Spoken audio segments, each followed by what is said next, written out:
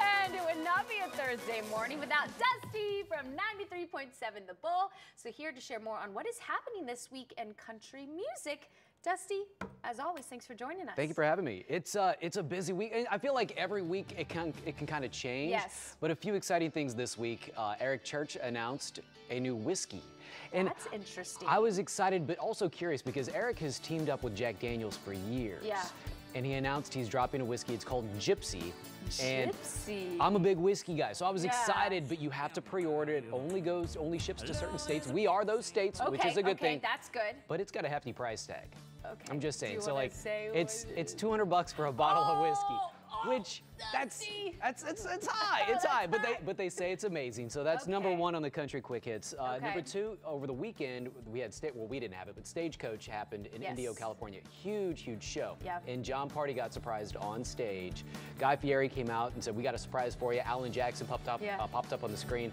They invited him to join the Grand Ole Opry. Oh, which is huge. So exciting. And it's very cool too. Jon Pardi will be the first California native to actually join the Opry. Really? Which I figured there would at least been a couple others in there, but no. So Jon will be the first. Surprising after all this time. Very exciting on that. And then I saw this, I'm like, Mary will be pumped. So for the month of May, there is a pop-up exhibit at the Country Music Hall of Fame and Museum in Nashville featuring Taylor Swift. And what's cool about it, it'll feature costumes from all of her albums over the years. So it's like her eras, and it's all the different costumes, and it just runs for the month of May. And that's what's really cool about the Hall of Fame and Museum. If you've never been, no, I haven't. It's always changing. There's always something new. Last time I went, they were getting ready to open up the Chris Stapleton exhibit, which I was bummed because I wanted to see that. You know, there are just so many different pieces, and it's always changing and always turning over. So if you ever take a trip to Nashville, so it sounds like I have to take a trip to Nashville. Yeah, I mean, because I have to see by the end of the month, you need to. Oh gosh, by the end of the month, y'all won't see me for a while. It's like a 4 or 5 hour trip down. Yeah, it's not bad. It's not bad. I did see a picture of it because I think they had a little area for merch, and the merch that I saw, it was that glittery coat that she sings to Karma. Look at me, I already know her costumes and the songs. Oh, I gotta get off the internet. But one of the coats is for sale, and I need to buy it.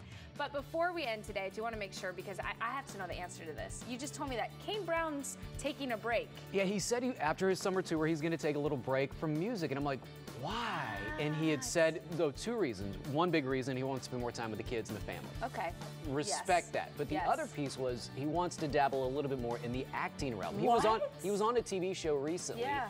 And he was good. Yeah. But he wants to focus a little bit more, and I'm like, that's interesting. That but is because a lot of country artists have done both.